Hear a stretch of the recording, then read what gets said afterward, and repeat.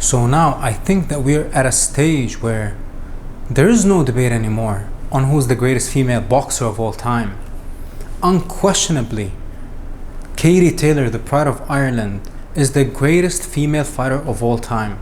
Let's talk about her accomplishments. Dominated the amateur scene and dominated the pro scene. 2012 Olympic gold medalist, 5-time amateur world champion, 6-time European world champion. And when she transferred into the pros,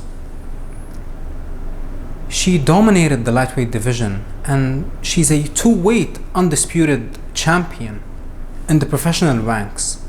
Now, what makes a fighter the greatest of all time? Let's talk about the male. When it comes to males, Muhammad Ali. Why is he the greatest of all time? Because of two things, two ranking systems. We gotta look at what you did inside the ring and what you stood for outside the ring. Katie Taylor, Amanda Serrano, Clarissa Shields are all phenomenal in their own way inside the ring. But outside the ring, you can only make a case for two people, Amanda Serrano and Katie Taylor. And that is why I believe, and with Katie Taylor now beating Serrano 3 times, there is no debate anymore. Katie Taylor, what she stands for outside of the ring is what truly makes her the greatest. Yes, we see her skills, we see her accomplishments. They're endless. Her skills are unmatched, her footwork, her speed. But especially what she stands for outside of the ring. And even though I'm not even a Christian, but I have so much admiration for how Katie Taylor carries herself outside the ring and how she preaches to the world that the only way to go through life is by putting God first. And her influence on the kids, she is the most influential Irish athlete to ever exist. And if you know anything about Ireland, they're sports fanatics. They have produced legends and icons over the years. So when you talk about outside of the ring, Katie Taylor takes the number 1 spot, and inside the ring she takes the number 1 spot, not Amanda Serrano or Clarissa Shields, because we gotta be honest, when it comes to Shields, she's a heavyweight, and there are less than 20 female heavyweights on the planet. So becoming a champion at heavyweight isn't really hard to do, because Clarissa Shields, her last fight, she fought a 43-year-old prospect that is 5-0, was 5-0, and she even started boxing at 35 years old or 33 years old, I'm not too sure. But that is who Clarissa Shields fought in her last fight. And the fight before that, she fought a Canadian girl who we have never heard of, and she got knocked out before she fought even Shields. And even the fight before that, she fought Marcelo Cornejo, a 147-pounder, and Shields is a heavyweight now.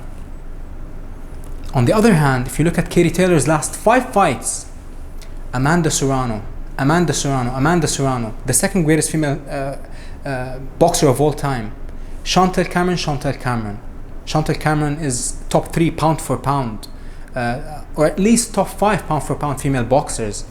Chantel Cameron is the only woman to beat Katie Taylor.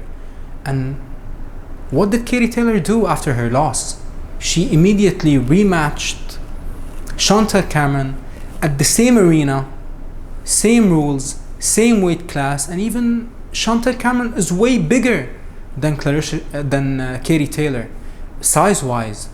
And yet Katie Taylor took the rematch and put on the best performance of her career. So when you talk about the greatest boxer of all time when it comes to females, there is no debate anymore, especially after Katie Taylor sealed the deal versus Amanda Serrano, beating her 3 times. Plus, Katie Taylor holds the record for most viewed female fight in history. Over 50 million people watched her second fight versus Amanda Serrano, and she won that fight. And in that first fight, it was the greatest female fight of all time, the most action-packed female fight of all time. So when you talk about, and plus, she's 10 years older than Shields. Shields is in her prime right now. She's 30 years old. Katie Taylor is doing all these things at 40 years old nearly. She's 39 years old. I believe she's turning 40 soon. So Katie Taylor is defying all these odds and accomplishing all these phenomenal things 10 years past her prime. And both of them turned pro in the same year, 2016. I believe Shields was 21 years old and Katie was 31 years old when both turned pro. So Katie Taylor already turned pro very, very late, yet still, look at her resume. It is unmatched. Now, we gotta give all respect in the world to Amanda Serrano, especially Amanda Serrano. Amanda Serrano is the greatest Latina fighter ever when it comes to boxing. And not just that, look at what Amanda Serrano is doing outside of the ring.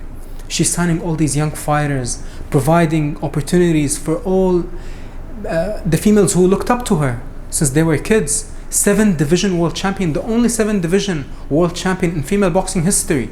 No one will ever come close to breaking that record.